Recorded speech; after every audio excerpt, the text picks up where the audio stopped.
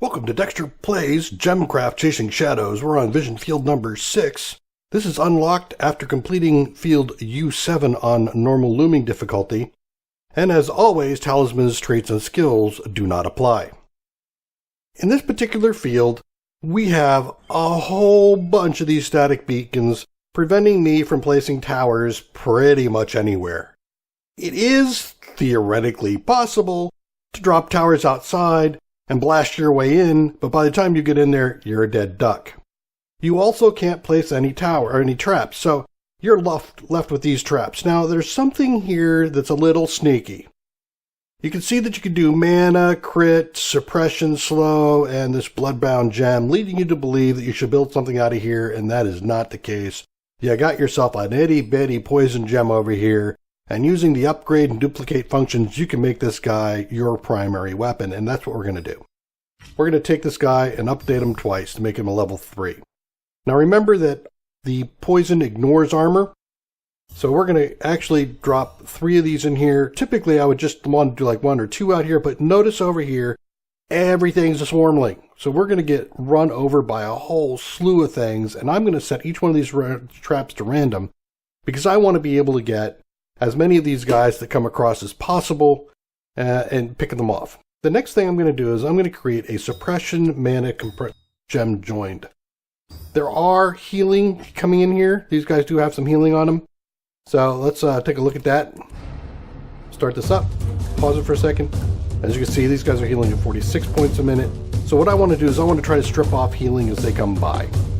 This isn't going to get all of it, but we're going to upgrade this one more time. But it's going to allow me to at least reduce the amount of healing they do once they're poisoned. So as I bleed, and trust me, you will bleed, they won't cause me some issues.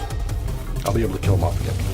So I'm going to just start doing upgrades here. These go to the next level as quickly as you can get them there. There we go. And then I'm going to upgrade this guy, and then I'm done with my initial upgrades. I'm going to let the mana pool grow and pop over to the next one before I do another upgrade. It's going to get there in just a second. There it is. Pop. And then I'm going to upgrade these 2 really quick. I'll do the middle one as well. It's available.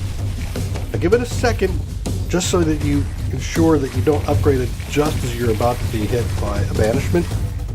You don't want to have your mana pool near 0 when one of these guys runs across your orb. And again, I'm going to let this thing go over. Here it comes. Pop. And then upgrade. So these are going to go to level 6. And once I'm done with level 6, I'm going to let them sit there for a little bit. I'm going to collect mana. And there goes the wave past. Now notice I'm going to get a couple of giants. There's 2 waves of giants that are going to come on the board. And basically these guys are going to run across and just keep hitting my orb. And I'm going to let them, because right now all I'm really trying to do is get all these swarmlings dead. You can see that I just popped. I have enough mana for an upgrade here. I will still have that mana for an upgrade as soon as I finish off these guys. See the swarmlings coming across? Alright, now that these swarmlings are dead, I'm going to pause for a minute. I'm going to do an upgrade here, and I'm going to join these 2 for 2 level 7s. And I'm doing that because by the time these guys get across, you'll see that the poison drops off, and I'm going to put the poison back on again. So I'm going to give them 2 doses of poison as they go across. You can see they're going to hit their banishment cost is kind of high. See if we take a look at the banishment. 400, so it's 500 points. I could let this just keep going around, but I'm not. These guys are doing pretty well, so now I'm going to join these 2 to a level 8. And around they come. Where they stop, nobody knows. See, now I just poisoned him. I'm not there. This one here. I'm going to drop this over here, and it's going to poison him up again. There we go. I would have led them one more time, and given the mana pool, that's not a big deal. I could have done that. Again, I got them both poisoned. Redo the poison again, and boom. There you go. That is Vision Field number 6. Hope you enjoyed. That is a very consistent way of completing this field. I've won every single game now that I've got that down.